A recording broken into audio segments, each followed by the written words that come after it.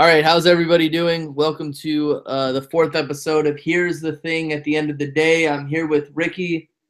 If you guys want to see an awesome 45 minutes of football talk by Josh and DJ, like us on Facebook, Two Birds and a Third Football Podcast. Ricky, what are we talking about?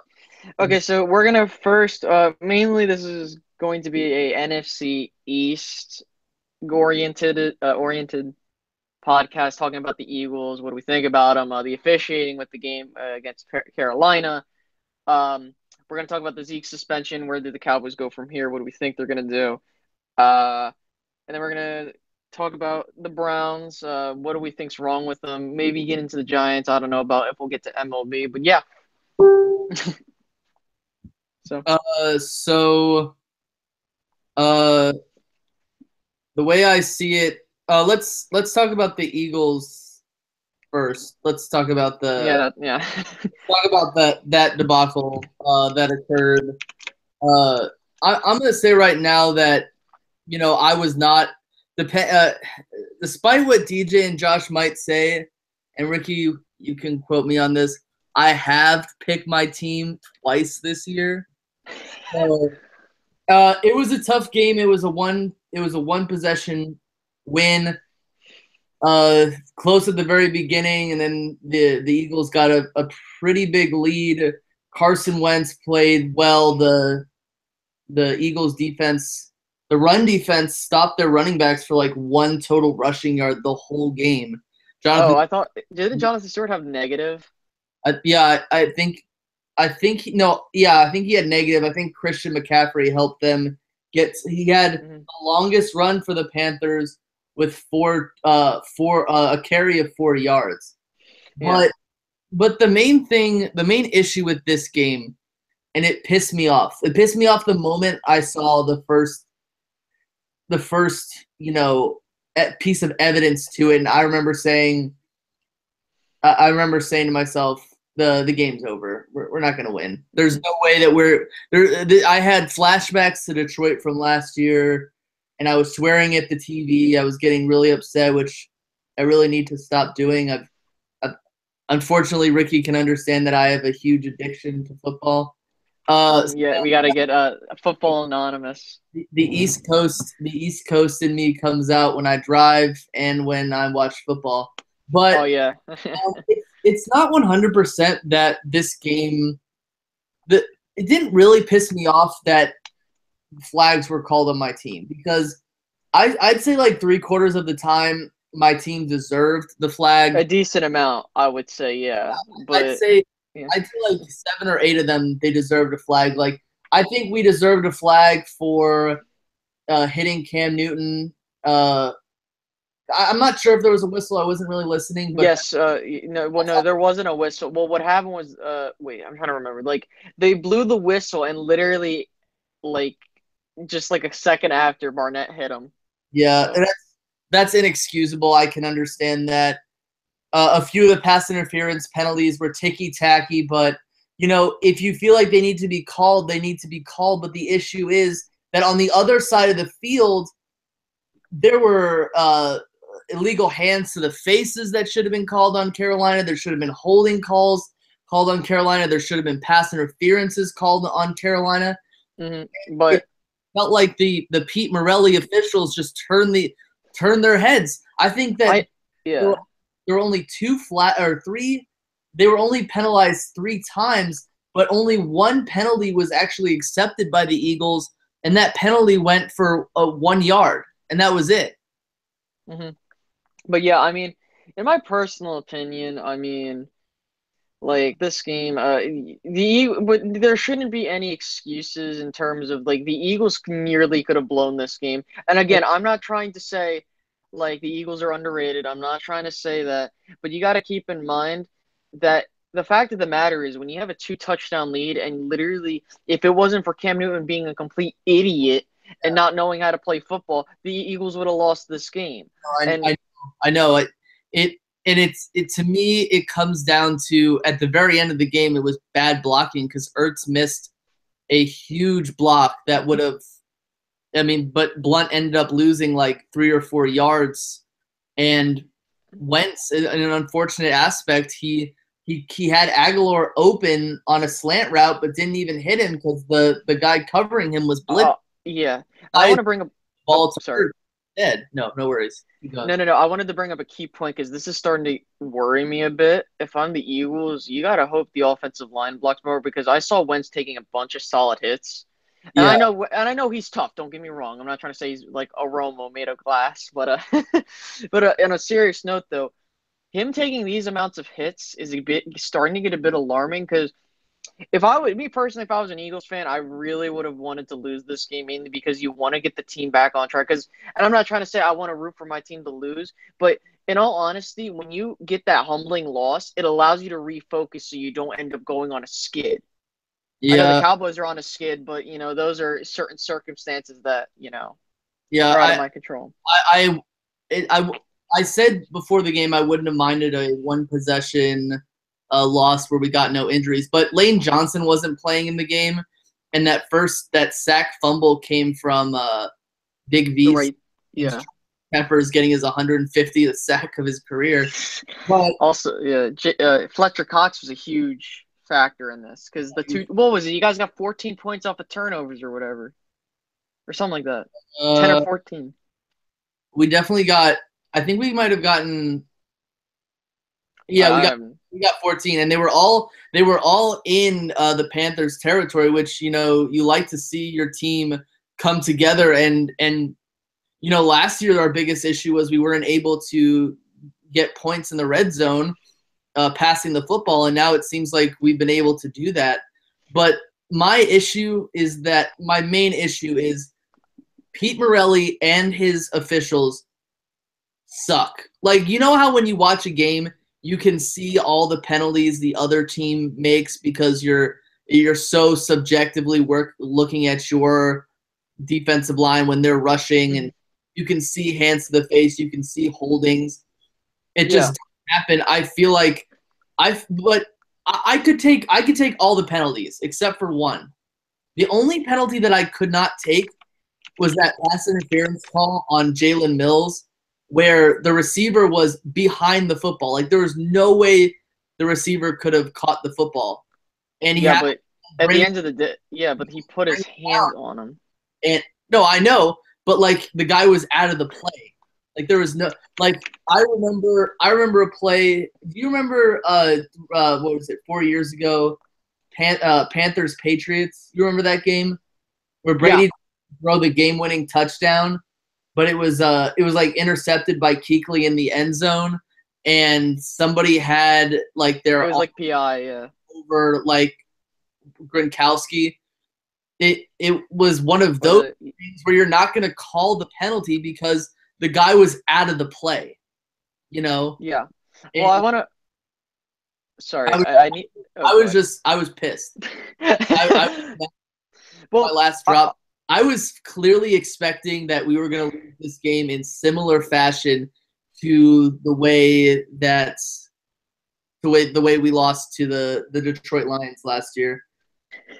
okay, but I want to talk about the Eagles and how they're 5-1. I think I don't like the thing is like no, I'm not trying to underrate what they're doing. Clearly, they're playing a decent football, but the problem is like yeah, they beat a 4-1 Carolina Panthers team that had a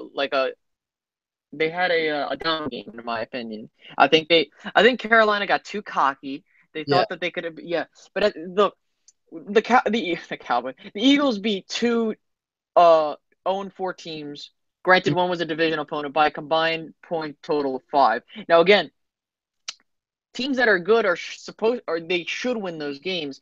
But yeah, I'm like, you guys lost to Kansas City. The score should have really been 27-13. The last second touchdown, I feel like, kind of pads the thing because then I have Eagles fans here. Granted, some of them are just complete homers. They'd be like, "Well, we only lost by 7 to the Chiefs." Well, yeah, because he scored a garbage time Well, touchdown.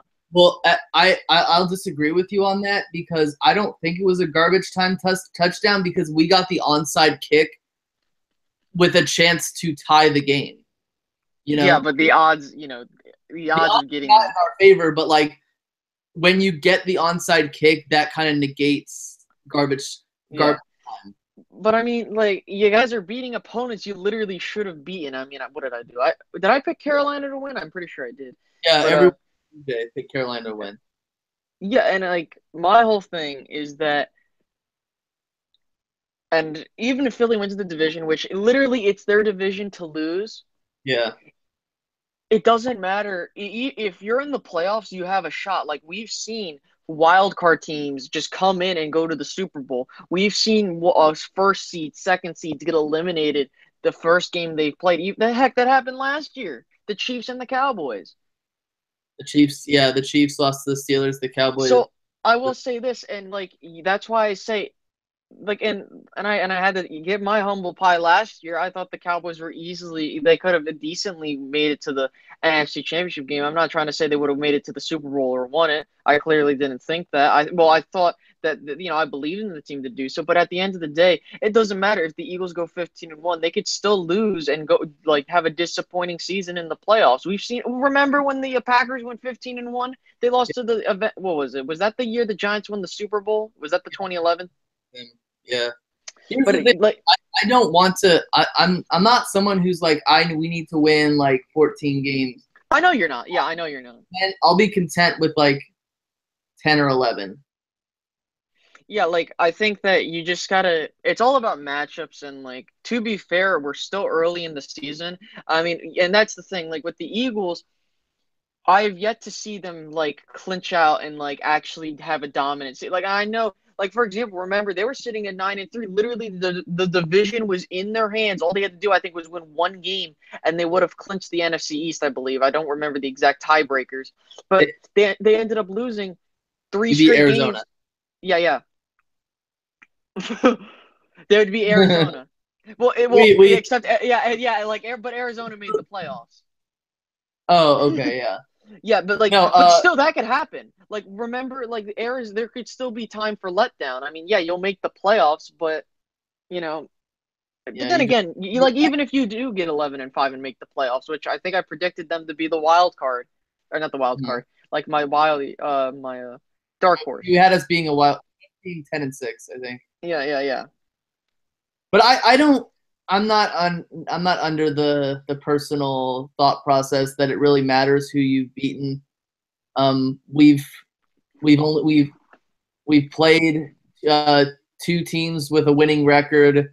We played one team with a 500 record in the Redskins. Yeah, give me 1 second. Hold up. I have to handle something real quick. That didn't have any wins, but I mean, what my thought process is: you beat the teams you play, and if whatever happens there happens there. I mean, I've been an Eagles fan during it. We've gone to the playoffs where we didn't beat any team with a winning record. The best team we beat was like an 8-8 team,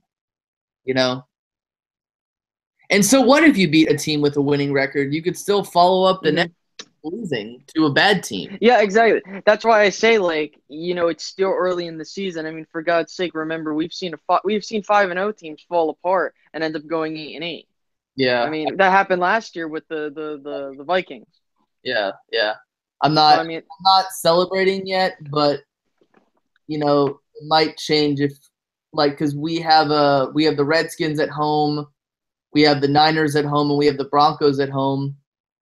Three teams that really play well at home. So I picked us beating the Redskins. This 3-game stretch I had at the beginning of the season, I had the Eagles winning all 3 of those games. Mm-hmm. So let's move on, and let's talk about the Zeke suspension. Kill me. Yeah, exactly. But so unfortunately, Zeke's injunction was made invalid because of the Fifth Court of Appeals, and I believe it's Louisiana. I don't remember which state. Damn it, Louisiana! Ruining fantasy teams. Exactly. But no. Anywho, so basically, a lot of people are saying this is the final nail in the coffin for the Cowboys, and they think that the Cowboy season is officially over, even though they're 2-3. The Texas just scored a touchdown. They're about to kick an extra point to lead Oklahoma. Watch them miss. All right, keep going. Anyhow, I guess the question I could pose is, where did the Cowboys go from here? I mean, I talked about what they should do on offense on my channel, but I mean, I just feel like the Cowboys aren't utilizing their full potential like they should be. Mhm. So I don't know. What do you think? I the way I see it, I don't think the Cowboys are gonna win this. Like I think this is something that's gonna go back and forth, back and forth, back and forth, back and forth, Mhm. back and forth until eventually Zeke gets suspended for 6 games. No. I'm not talking about the suspension. I'm talking about the season as a whole because So I'm pretty sure he's. Yeah. as a whole, I think that uh, what like Final Flash said in the comments, as I don't think that I don't buy that their season is over. But of course, you guys still play Kansas City. You still, I mean, there's The two. only good part about that is that we're at home. Yeah, I that's. mean, so I But you guess yeah, also play against Atlanta. You still have 4 total games against the Redskins and the Eagles, and you yeah. have 3 wins. So the way I see it, the best you guys can do is 11-5. Yeah, like I think that You still have to play Seattle too. oh yeah, I mean when you look at the Cowboys currently, like if they don't change anything and they just keep pace, they're gonna look at us at like a 7-9, 8-8 team. But I think I said my prediction initially to start the season was 11-5. They could still do that. I mean, what I said was like the Cowboys were gonna start off a tad bit slow, but then pick it up as the season progresses because it's about going on runs. Like you could start off the season. We've seen this. Like the Seahawks of 2014 start off 3-3, go on a 9-1 run to end the season, wins the division. I Yeah. mean, what else? The oh my God, oh no, the Packers. I was trying to think who was the team last year. So the Packers, they were 4-6, go on a run, go 10-6, win the division, and alongside the Lions collapsing, and they end up winning the division 10-6 and going far in the playoffs. I Yeah. mean, clearly the Cowboys, you cannot rule them out because the minute you do that, and I'm not trying to because again, they anything's possible, but they can, Yeah. I mean, I think that there really are 6 games this season. I mean, that are going to prove how the Cowboys are able to play. hmm You know? I mean, well, honest to God, like I think that these 6 games, which I'm assuming Zeke's not going to win the appeal, to be honest, so he's going to serve the 6 games. Um, Yeah, it's gonna be a real test to see how good the Cowboys are without him and how good they are with Dak alone. yeah, And I want to bring up. Oh, go ahead. I Sorry. think it was a real mistake by them to not do the suspension the first 6 games of the season. Yeah, I mean, and also I will say this. I'm one of those people who doesn't believe that he did anything. Okay, Yeah, I mean, I've always said that he didn't do anything, but this just seems like, but like, this is one of those things where you're looking at it and you're like, life isn't fair, and that's yeah, unfortunately. yeah, yeah. I I'd hate to see that one of my players this happen to one of my players, but unfortunately, like they take the word of the victim more seriously than anything. hmm Yeah, I mean, but looking at football, Hmm. I kind of find it funny, and this is just I think a big double standard with people. Like they'll say like, "Oh, well, Dak's nothing. Like he's overrated because of the team he has around him." But the minute they start talking about Wentz, it's like, "Oh, he's fantastic, great quarterback." But it's still like near the same narrative. But except it's like, "Oh, well, Dak looks. Oh, he can't lead the team." But Yeah, it's like, when that, um, especially when that interception last week wasn't even his fault. That was a ball that's. I mean, was it a pass? Was it a kind of a tough pass to catch? no, it was literally he had the ball wide open in front of him. No, I know, but it was also kind of thrown. It was kind of thrown at his like. It was kind of thrown at his shoulder, so he had to jump up for it. But that's a pass that any veteran receiver needs to catch. That's Yeah. a big pass that any big receiver is going to catch. The ball gets tipped in the air and the ball is intercepted. And you know, the only thing last week that I only criticism is that dude, Dak should have knelt the ball at the inch line. Well, I will, and I'm going to play devil's advocate here, so we can just for sake of it. Let's say Dak slides at the 1 yard line, right? They don't get in on second down, and they get in on third. Well, they don't get in on second down. Oh no, it would have been first and goal. So let's say they don't get it on first and goal. Like I don't know, they pass it on first and goal. I don't know. Let's say Scott Linehan's a complete idiot. Second and goal, they try to run it in. They don't get it. Third and goal, they get in, but there's a holding call. Move it back 10 yards, and they end up losing the game off that hypothetically. Then people are going to say, well, Dak should have just ran it in. And I will say this.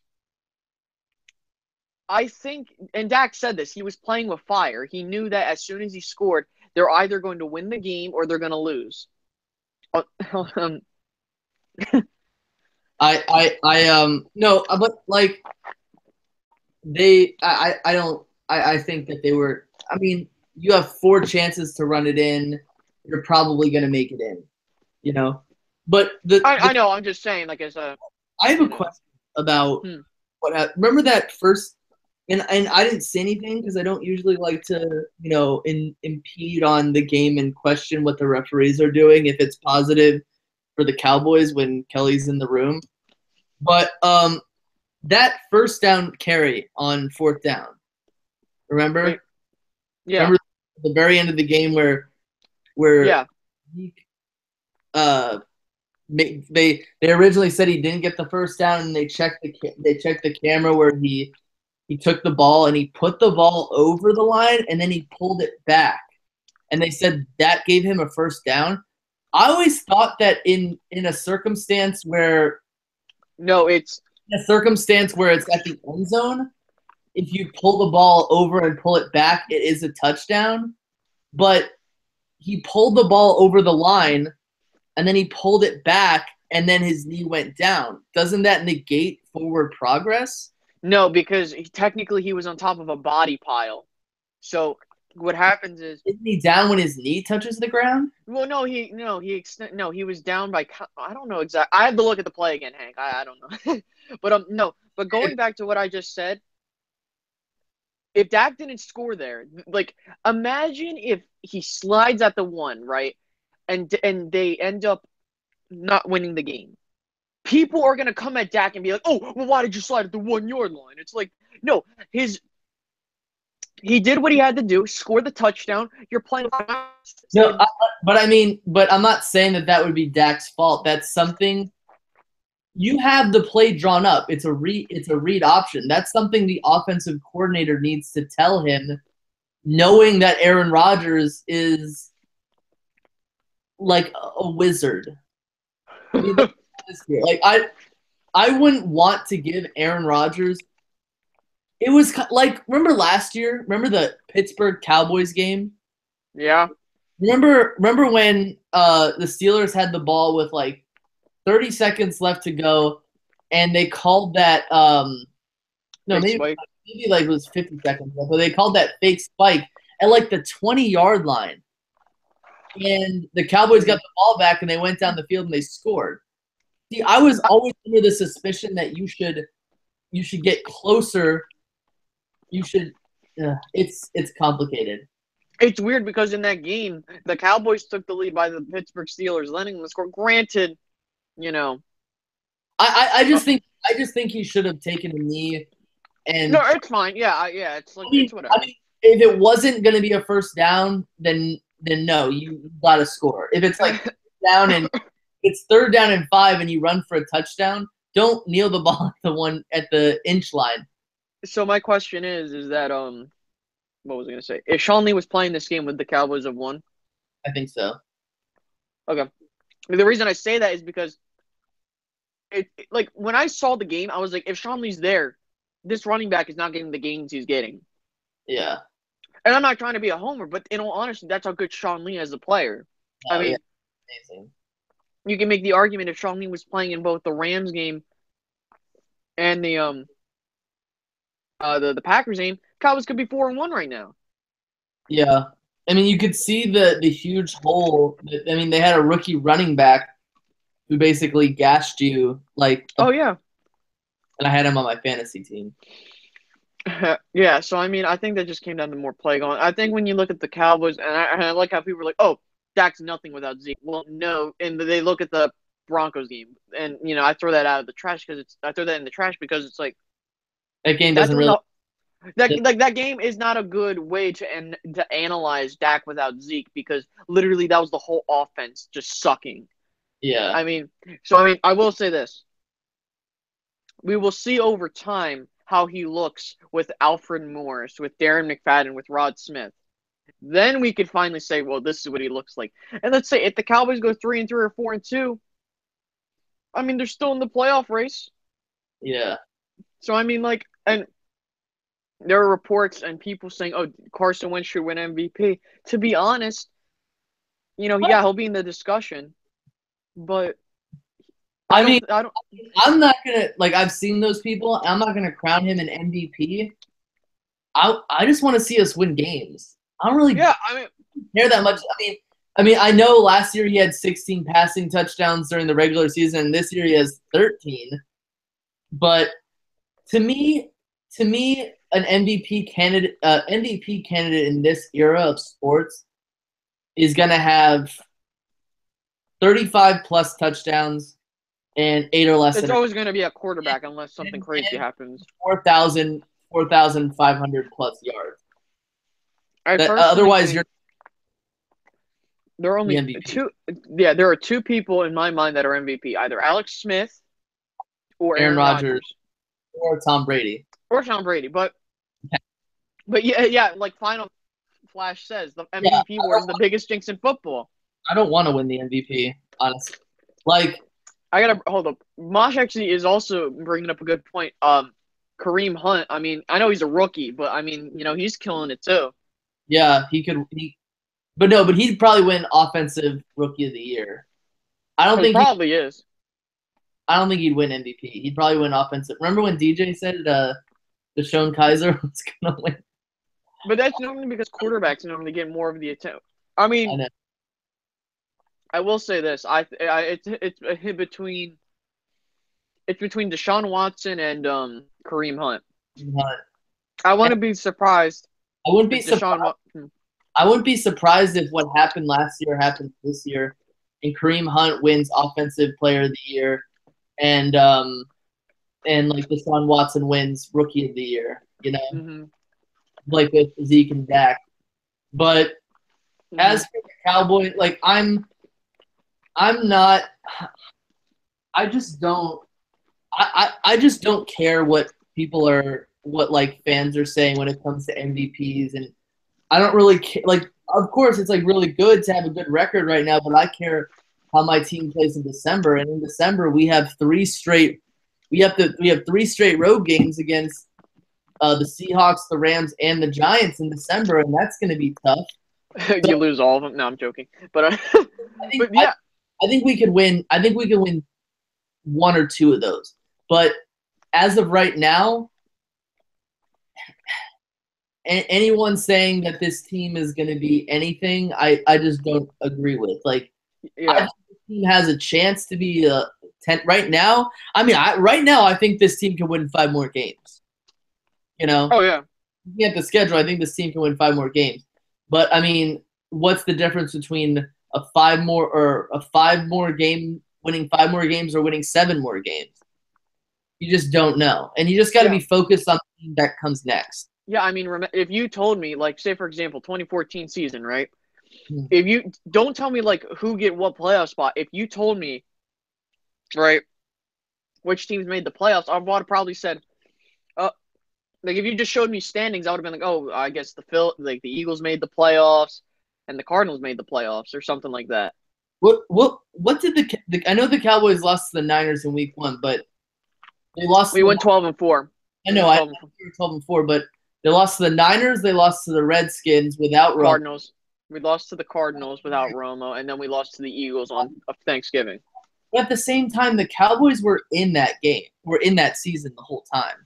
Like they were maybe tied or a game back from the Eagles until. Compare it more to the Seahawks and Cardinals, because the Cardinals were 9-1, and the Seahawks like caught fire, and they like literally. Well, also Carson Palmer was lost for this. Carson Palmer got injured for the season, and the backup, right? And the backup got injured for the rest of the season, so I think they were starting. That is true. So let's. I think move on. I think we've exhausted it for on this. So Ultimate Saints fan 9. We can do this real quick. Okay. For this week: quarterback, running back, tight end, and defense. Well, wide receiver as well. Okay. I would say Carson Palmer. My personal start of the week.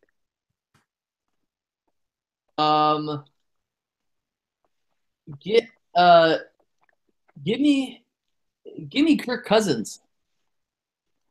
I like that. I like Kirk Cousins at quarterback against the San Francisco 49ers. Also a possibility. I also like Phillip Rivers against the Oakland Raiders. Mm-hmm. I think those are two really decent picks because, especially because the Raiders don't have a very good secondary and they're not playing that well on defense. And you have Derek Carr, who's coming off of an injury, so who knows? As for running back, I say Jerick McKinnon. Jerick McKinnon, Minnesota against the Packers, or who's the running back for the Broncos? Is it still? It's still C.J. Anderson. So I'd start C.J. Anderson against the Giants. Tight end, Cameron Brate. Yeah, Cameron Brate. He's a favorite. He is the favorite target of Jameis Winston. I heard. Who are the Buccaneers playing again? They're playing against the Cardinals, so I'm expecting that to actually be somewhat of a shootout in terms of yardage. I also like Deshaun Jackson as like a wide receiver, as like running down the field kind of slot receiver. Watson against the Browns. That's also a pretty good pick. In terms of my wide receiver and then my defense, my wide receiver to start, Emmanuel Sanders, if you have him, or Mike Wallace, and Emmanuel Sanders in the slot has actually been doing pretty well this season. As for defense, I would also start Adam Thielen for Minnesota. Who? Oh, okay. Adam Thielen. Yeah. He's going to be the starting wide receiver, and he is the favorite target of Case Keenum. But yeah, in terms of defense, Broncos. Yeah. If you have the Broncos defense, I would start them. I would start the Broncos defense. I would also start the Redskins defense. Andy Jones or McGuire? Andy Jones. Or Aaron Jones, excuse me. Aaron Jones. Yeah. If that's who you were referring to. All right, do you want to get to talking about the Browns? Why not? So this has been like a thought to me, and I've been reading a lot about it and about the Browns, and like I wanted your opinion on, and in a time where DJ's not here, where did the Browns go wrong? What are they doing wrong? They didn't select Carson Wentz. No, I mean I'm just joking, but it's not just. No, I was being very sarcastic. I know you're joking. No, but what is their main issue? They're thrusting. What they should have done. Me personally, they rushed DeShone Kizer. Mm-hmm. Because when you start a rookie quarterback, um, of course it depends on the situation and the state of the team. Like when Carson Wentz entered the scene, he had a somewhat solid team around him. Granted, the offensive, but I mean, he could still produce. Yeah, Let's see, Dak Prescott, solid offense, defense. You know, but and but good coordinators. hmm Yeah. and then Jared Goff, just horrible head coach. So, well, Yeah. at the time, but Now, I mean, now you could say Jared Goff has Sean McVay, who is a mastermind when it comes to quarterbacks. I mean, Kirk Cousins is a guy who can thank him for helping him out in like during the 2015 and 2014 seasons. yeah. So I think the problem is, and I think I said this. Deshaun Kaiser is the wild card because he's either going to be really good or he's going to suck. Now, I understand he's on a Browns team that lacks a ton of talent. So, I mean, I think the Browns are going to look to acquire Shaq Barkley. I'm just going to call him Shaq Barkley. That's what I call him. Yeah. I think they're going to look at acquiring him because what they're going to want to do is they want to try and beef up the offense because I feel like they're comfortable with Kaiser and Hogan. Mm-hmm. It's just they want to beef up the offense a bit more. I think their defense is kind of solid. I mean, they've been playing relatively competitive to an extent. Yeah. So I mean, like, please don't get it wrong. Like, I think the Browns, even though they're 0-5 right now, they are a significantly better team than last season. In Oh terms no, of like, huh? I agree. I Mhm. just see it as like the last year DJ was complimenting the Browns for having the Moneyball guy be be a part of their front office. Mhm. And the whole thing about trading, players for draft picks and getting like 13 draft picks in a draft, that all works fine and dandy but But you the got to issue, make the picks. you got to make the picks, and it just seems like they're just going after guys and just trying to get like thinking, if we get 5 out of 13, then that's lucky. But like it doesn't like quantity of picks really don't matter if you don't get good ones. Exactly. Like, Like I mean, like, you, I hate to use this is a weird analogy, but it's like, just because you have bullets in a gun doesn't mean the gun's going to fire accurate and hit the target. yeah, So, I exactly. mean, like, the quantity's awesome, but if you don't hit the target, then what's the point? Yeah, and it also just seems like they're making the wrong picks. You know, Yeah. like to begin with, I think when it came down to it at the very beginning, when they originally became a new franchise, when they originally a became the Cleveland Browns again, their first overall pick was Tim Couch, and actually Tim Couch was widely accepted as being a really good quarterback. He was somebody who a lot of people liked, and he was obviously the front runner to be the starting quarterback for The Browns. Cleveland Browns. But the issue was the fact that they worked him to death. They ruined his career. They ruined Tim Couch's career because they didn't put a solid team around him. Exactly. And then And that's the thing. Yeah. after that they started their quarterback drafting. They drafted Brady Quinn, who Brady Quinn really wasn't worth a top. It really wasn't worth a top pick at all.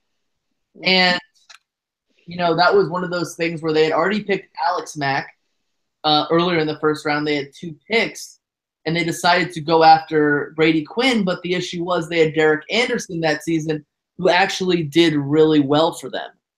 And then a few years later, they have a new regime, and they draft Colt. who Colt McCoy was more of a project quarterback. He's now the backup in Washington. Then they drafted Brandon Weeden, who was a 28-year-old senior. And, when you're looking at team longevity, that's a guy you probably should stay away from because, if you're thinking that the average lifespan of a really good franchise quarterback is 12 to 14 years, well, he's about to be 40 in 12 years. Yeah, so I want to bring this up. This is what's very key for the Browns season. Mm-hmm. I could give a crap less if they go 2-14, 1-15 again.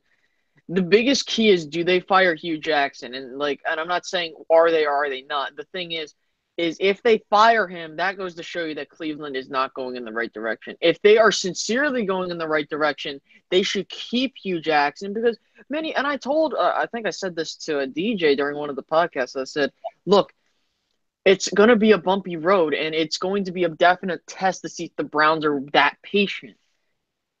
Mm-hmm. And what I was trying to allude to is the fact that rebuilding from and I told him it's like building a house. Mm-hmm. Right now the Browns they have they're right now creating the foundation. Mm-hmm. And the thing is, and this is what has been plaguing the Browns for many years, is every time they try to set the foundation, it just ends up just not coming out right. Now, if they set up the foundation nicely, then they can start building the house. They could get all the nice little pieces that allow the house to stand upright. Unfortunately, Jackson needs to be a 4 or 5 year project. If by 4 years they're still winning 5 games, then I do think that it's time to pull the plug. Well, yeah, then that's a different situation but I will say this. I normally, when I look at a team, like if the Cowboys, say hypothetically the Cowboys were in the Browns position, right? I would say I give it 5 years at most. Yeah. 4 years, I'm like, okay, yeah, we'll see how it goes. At the 5th year, I'm kind of starting to get reluctant and a bit, antsy because it's like, you really should have finished by now. Yeah. But also it depends on how well you draft. I mean, for God's sake, the Cowboys in the last 3 drafts have drafted so much talent that they've managed to have 2 12-plus win seasons in a span of 3 seasons. The other issue with drafting so many players, like what they had 13 draft picks, right? Yeah.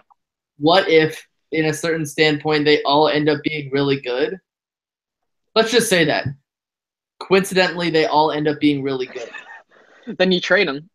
What happens after 3 years, when you have to pay them? You're screwed.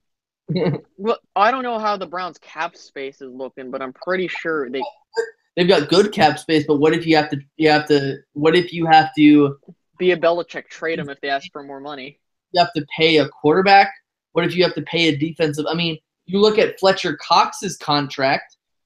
He's getting $100 million over 6 years. What if you have to pay a top-rated receiver? What if you have to pay a top-rated corner, all at the same time? Yeah, I mean, yeah, and that's why when it comes to drafting,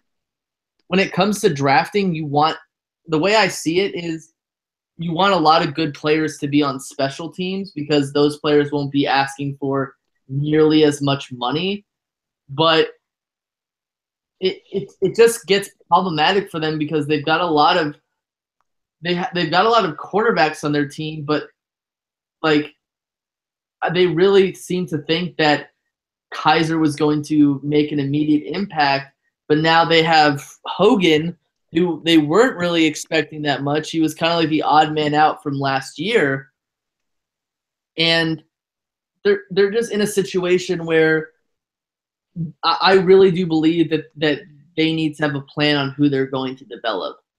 I think that this quarterback hot potato thing, it's just at a certain point in time, it's not going to work for them because if they continue to, wheel and deal these players and play this guy this week and that guy that week. I mean, I understand if there's an injury, but if you're in a situation where you need to know who your starting quarterback is, you're going to screw up developing one of these guys.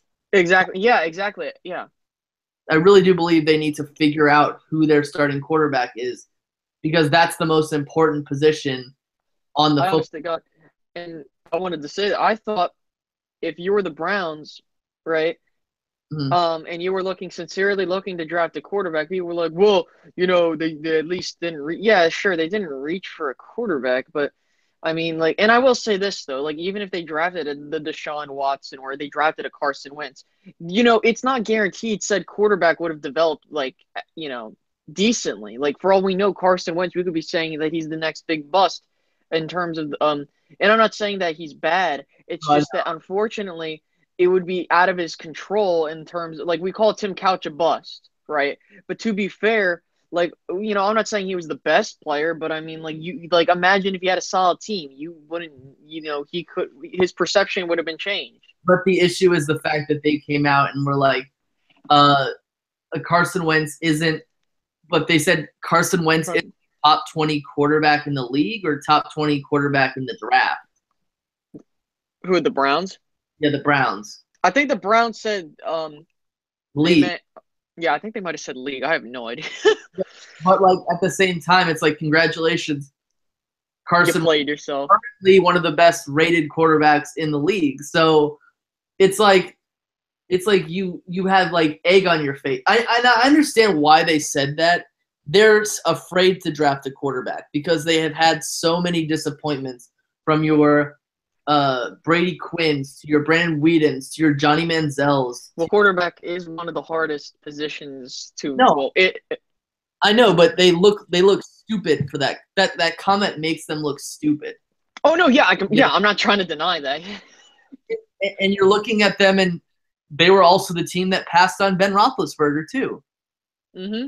And I'm not saying that Carson Wentz is going to be. I'm not saying that. All I'm saying is that there when it comes, you people talk about you leaving points on the field, because of turnovers, because of missed opportunities, but like they've obviously left a lot of picks on the board, and Yeah. I think that at the end of the day, a franchise quarterback is more meaningful than a second, a third, and a fourth round pick.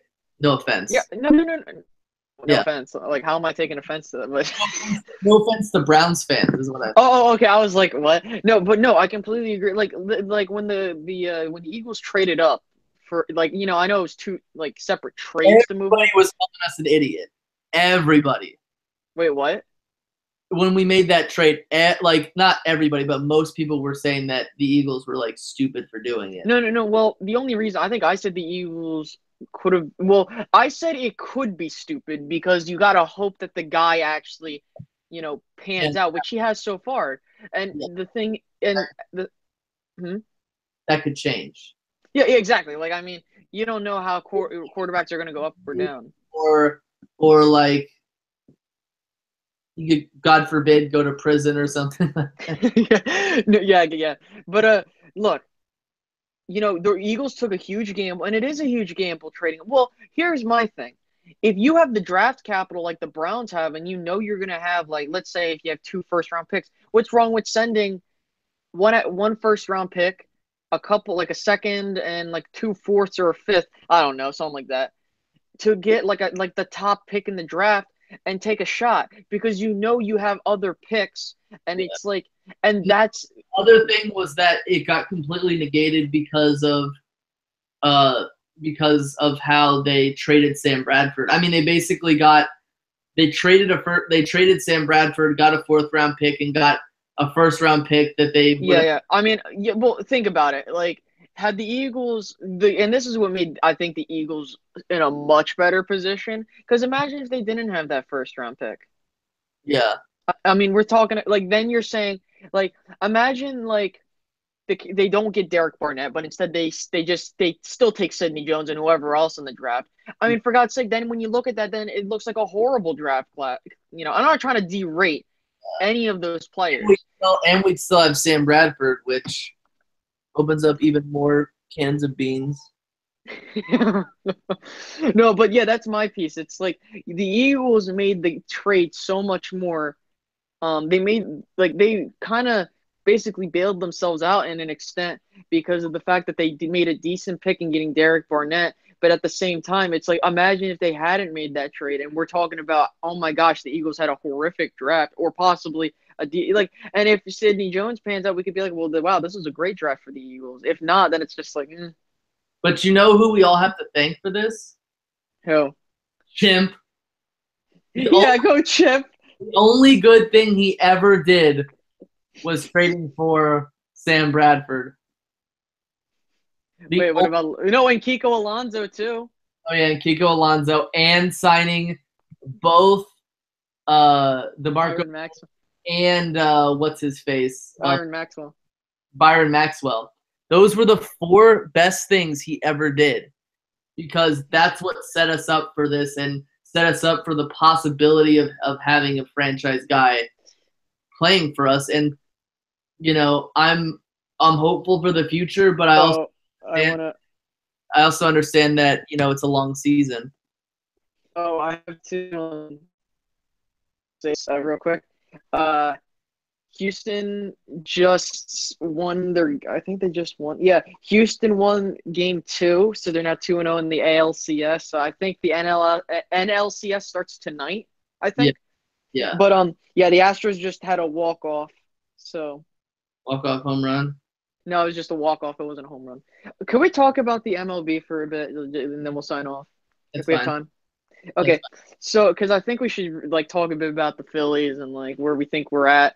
So right now, I think the Phillies. Did we finish with the worst record in the league? I have no idea. Hold on, keep talking. Well, yeah, I'm gonna look it up right now just so I can clarify. Okay. Oh, that's right. In case you're wondering, guys, me and Hank are Phillies fans, and we don't have a manager right now. The manager position is vacant as of right now. They haven't decided who they want to hire. No, did not.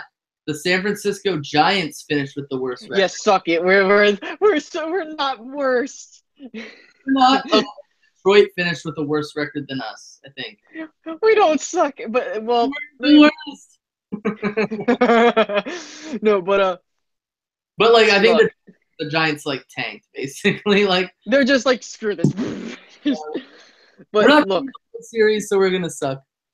Yeah, look, I think the biggest thing the Phillies need to do is they need to make a solid pick at who we're gonna have at manager. I'm happy that we moved on from the guy we had. Who was it? Oh my God, what was his name? You see, I never even liked the dude. Like I never what? Oh, it was Mickey Cal. Well, who? No, it wasn't Mickey Cal. It was like wait, hold on. Who was our previous manager? I have no idea. 4 seconds left, and Texas is at Oklahoma's 43-yard line. They're gonna lose. Watch. This is a Hail Mary play right here. Let me look real quick. Oh, his name was Pete McCacken. Pete McCacken. Yeah, he was the former. Thank God we got rid of him because I felt like he wasn't. Pete McCacken. Yeah, exactly. No, but okay. So there's 2 candidates that are reemerging: Ruben Amaro Jr., who was our previous general manager, and Buck Showalter. So I'll be honest, they're all right. I think Ruben Amaro Jr. would be a solid manager, but him as an executive, horrible. Like I never enjoyed him as being the executive or in charge or being a general manager. I think that, I mean, if that's the best we can do, I mean, I just think that the Phillies, I think we have a solid core at this point. I think you have, what do you got? In the infield, you have Franco. I mean, he's decent. You saw the emergence of Rhys Hoskins, the god, at first base / outfielder, which I think at this point you should just put him at first base. Sorry, Tommy Joseph. Bye-bye. At second base, I think who was it? I think we called up J.P. Crawford, and we're putting him at second base, so it's going to be interesting to see how he develops. We got Freddie Galvis. He's decent. Mm-hmm. Who else? Cameron Rupp at catcher. I mean, it's whatever. Um, Outfield, we got Herrera and her. Who is it? Is it Hernandez? It's Abdul Cesar Hernandez. I think so. You could see, like, I still got to get used to I want to make the names because they've been just rotating and It's changed, but it's difficult in baseball. Cesar Hernandez, I believe he's a. That's why I like football because at least like you keep most of your players during the season. Yeah, it's just like you kind of get confused with to go up, down, left, right. Oh, he was the second baseman. That's right. I'm stupid. No, but It's not like 2007 to like 2000 and well, where we had like the same, like it basically, was the same core, so you knew who it was. But look, I think that what the Phillies need to do, they just need to sign solid pitchers. yeah. They like there is a reason to be optimistic. I mean, for God's sake, we finally have a solid core at this point. It's just now they got to develop. And Mhm. like the Phillies, like if you see most of their games, like they're producing decent on offense. It's just a matter of can the pitching actually do good. I mean, we got Aaron Nola. Yeah. That's it. I mean, so yeah, I think I'm gonna give the Phillies, depending on who they hire, if they hire Amara Jr. to be our manager, I'm gonna give him like 3 seasons, see what he does, Huh.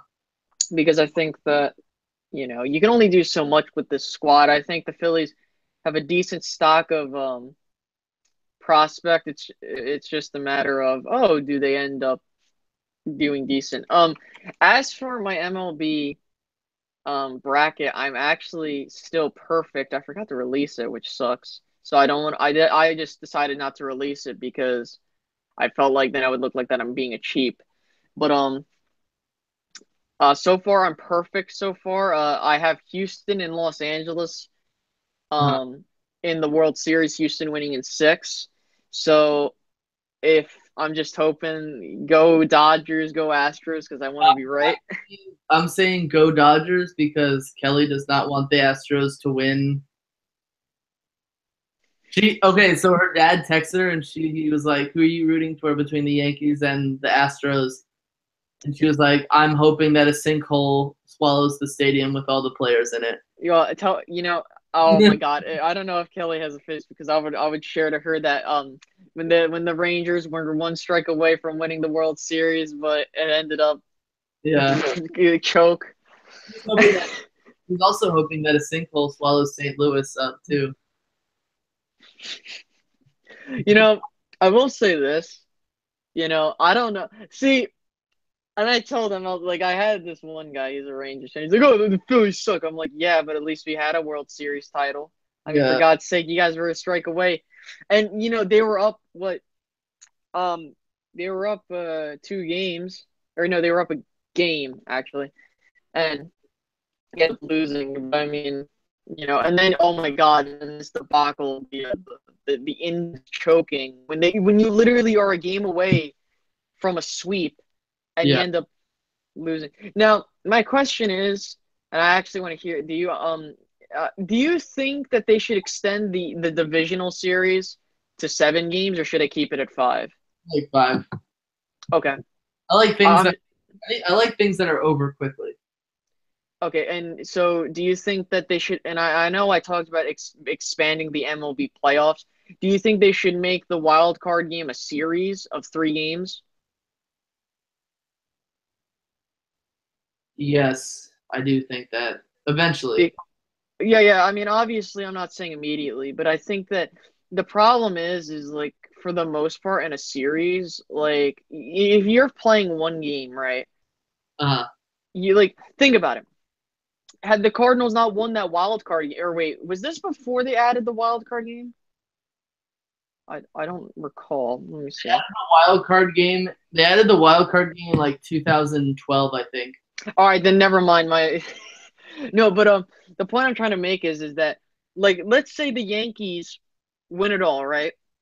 Hmm. Imagine if Minnesota won. Then that whole playoff run looks, you know, it's just like, and that's, I guess you could say it's the glory and the curse and the blessing of it because it's like, It's better than what they used to do with like. Oh yeah, They'd have like if you had the same record, they'd have like a 1 game playoff. I know. Like, oh my God, that crap. 3 teams with the same record. They'll take turns.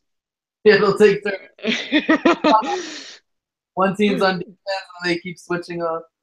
Now, I think what's interesting is with this is